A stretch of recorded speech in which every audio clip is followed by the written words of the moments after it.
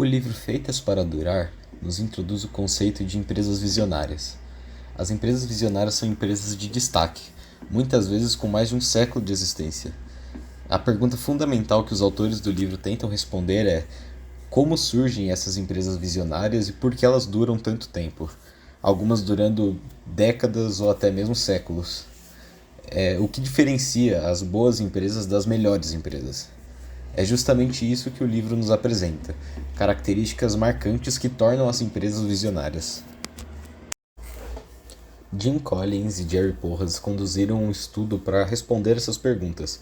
Eles perguntaram a mais de 150 executivos de grandes empresas americanas uma lista de até 5 empresas que eles considerassem empresas visionárias. Então, eles selecionaram as respostas mais frequentes e filtraram apenas as empresas fundadas antes de 1950. Dessa forma, eles chegaram a 18 empresas visionárias. Alguns exemplos de empresas visionárias exploradas no livro são a 3M, a Ford, a Sony, American Express, Merck, IBM, Boeing, General Electric e Disney. Vale lembrar que esse livro é da década de 90, ele tem quase 30 anos de existência. Muitas dessas empresas ainda são referência nas suas áreas, porém outras deixaram de ser. Em seguida, eles escolheram 18 empresas de comparação. Empresas do mesmo setor que seus pares visionários, empresas muito boas, mas que ainda estavam um passo atrás das empresas visionárias. A partir dessa lista de empresas visionárias e empresas de comparação, eles estudaram o que as empresas visionárias tinham em comum e o que diferenciava elas das empresas de comparação. Uma característica que apareceu com muita frequência foi o que os autores chamaram de construir um relógio. Essa é uma analogia que diz que é muito mais valioso você construir um relógio do que você saber dizer as horas com muita precisão. As empresas visionárias não dependem de grandes ideias ou grandes líderes, ainda que algumas tenham ótimas ideias e líderes carismáticos. As ideias e lideranças nessa analogia são o equivalente a dizer as horas. Uma das características mais fortes descobertas no estudo que estão presentes nas empresas visionárias é a existência de uma ideologia central nelas. As empresas visionárias tinham com muito mais frequência um motivo para sua existência além de crescer e gerar lucro. A existência de um conjunto de valores claros se mostrou muito mais presente nas empresas visionárias do que nas empresas de comparação. Esses valores são importantes para dar uma razão, um propósito aos funcionários. Um caso interessante é o da Johnson & Johnson. Um de seus fundadores parou em 1943 para escrever um documento que formalizava as crenças e os valores da Johnson & Johnson. Esse documento ficou conhecido como Nosso Credo. Podemos ver na imagem o texto do documento escrito em uma parede na Johnson & Johnson. Nesse documento, ele elencava as prioridades e responsabilidades da empresa. Em ordem de prioridade apareciam os clientes, os funcionários, executivos, a comunidade e apenas por último os acionistas. Além disso, é importante tomar medidas concretas condizentes com esses valores. No caso da Johnson & Johnson, esses ideais nortearam suas ações na crise do Tylenol em 1982, quando 7 pessoas morreram em decorrência de uma pessoa ter envenenado cápsulas de Tylenol com cianeto na área de Chicago. A empresa foi rápida em tirar todos os comprimidos de Tylenol do mercado, no país inteiro, e lançou uma campanha em larga escala para alertar o público. A empresa de comparação, a Bristol Myers, enfrentou um problema semelhante com um de seus remédios, mas tirou do mercado o produto apenas na região afetada, e não lançou uma campanha alertando o público. O presidente da empresa, na época, declarou que o impacto financeiro sobre a companhia seria negligenciável. O lucro existe como uma consequência da excelência das empresas visionárias, não como um objetivo primário delas. Na imagem podemos ver os retornos do investimento de $1 em 1926 no conjunto de empresas visionárias e nas de comparação. As empresas visionárias superaram as de comparação com um retorno 6 vezes maior. Os autores do livro chegaram em um aspecto fundamental presente nas empresas visionárias. Isso foi o que chamaram de preservar o núcleo e estimular o progresso. O núcleo é justamente os valores da empresa. Isso deve mudar muito pouco ou até mesmo não mudar nunca na história de uma empresa. O progresso, por outro lado, é a busca constante pela mudança de tudo que não faz parte do núcleo. O que não faz parte do núcleo pode e deve ser mudado constantemente. É isso que promove o avanço nas empresas e o que garante sua liderança no mercado. Ao longo do livro, os autores apresentam mecanismos que fortalecem um desses dois lados: preservar o núcleo e estimular o progresso. A primeira ferramenta para estimular o progresso apresentada no livro é a de metas audaciosas.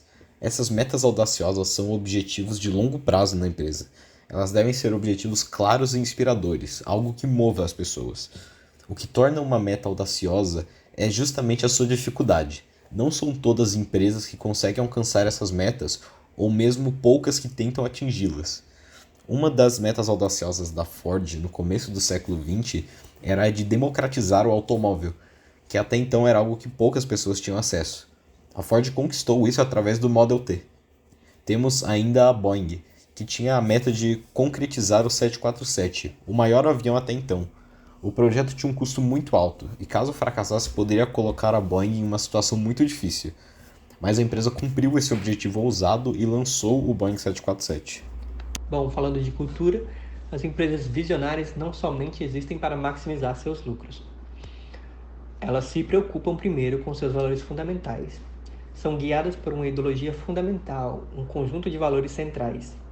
Elas têm um propósito maior para sua existência e possuem princípios importantes que as norteiam nos seus principais desafios ou quando surgem crises. Então vemos que a proposta de valor é base de todas as empresas visionárias e algo bastante interessante é que não é o valor propriamente dito que realmente importa, mas sim o quão dispostos estão todos a acreditar nesse valor. Empresas visionárias tendem a influenciar a todos partindo do seu porquê. Empresas visionárias não necessariamente são ótimos lugares para se trabalhar, para qualquer pessoa trabalhar. Elas são ótimos lugares para pessoas que compartilham os seus valores trabalharem juntos. Aqueles que se encaixam nos valores centrais vão achar a empresa um ótimo lugar para se trabalhar e reforçam suas ideologias com tanta determinação e suas culturas corporativas também com tanta força que os funcionários muitas vezes se tornam completamente imersos nos valores centrais da empresa. Utilizar o e não o ou. Bom, muitas dessas empresas optam por mais de um caminho sem perder sua essência, e essa flexibilidade mostra como as empresas visionárias se recusam a aderir à chamada tirania do ou, em que uma empresa deve escolher entre permanecer fiel aos seus valores fundamentais ou estimular o progresso, e em vez disso elas usam o caminho do E, baseando-se em experimentar e conciliar modelos diversos. Então, empresas visionárias não possuem apenas uma visão clara e bem definida. Elas colocam sua visão e seus valores em prática todos os dias, criando um enunciado definido, uma visão e valor da empresa ajustado aos passos que elas decidem. Temos o famoso caso da Johnson Johnson, em que foi criado um famoso produto por acidente, quando um funcionário da empresa criou um curativo para usar, feito com fita cirúrgica e pequenos pedaços de gaze e uma cobertura especial para que não grudasse na pele da sua esposa, que ela vivia se cortando com facas e cozinha. Daí, então, veio progredindo e evoluindo e a gente chegou na criação do Band-Aid. Então, todo esse progresso evolutivo e essa crescente orgânica são fundamentos e bases de utilizar o e não o ou, e implementar todas essas novas ideias. Então, essa cultura de liberdade também é muito importante para que você consiga estimular cada vez mais o progresso e em cada poda dessa árvore, desses caminhos, você poda algo que não deu certo e deixa crescer algo que está frutificando mais. Então, você vai estimulando o progresso. Quanto aos planos de sucessão, é interessante notar que as empresas visionárias não contratam no mercado os seus talentos para gerenciar as mudanças que elas precisam. Elas constantemente formam novos líderes em casa, a partir de regras claras e práticas próprias, adotadas com muito mais frequências nas empresas visionárias do que nas empresas dos grupos de comparação. E é impressionante a capacidade que elas tinham de continuar a produzir líderes de qualidade a todo tempo. Então, essas organizações focavam massivamente no cultivo do talento gerencial dentro da própria empresa, para que sempre pudesse contar com novos líderes para continuar a executar de acordo com seus valores fundamentais.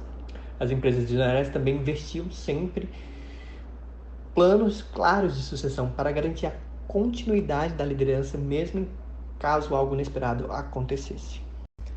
É interessante notar que nas empresas dos grupos de comparação, muitas vezes elas contratam talentos externos que não estavam familiarizados com a empresa e com seus valores centrais e que em muitos casos acabavam apontando a uma direção errada.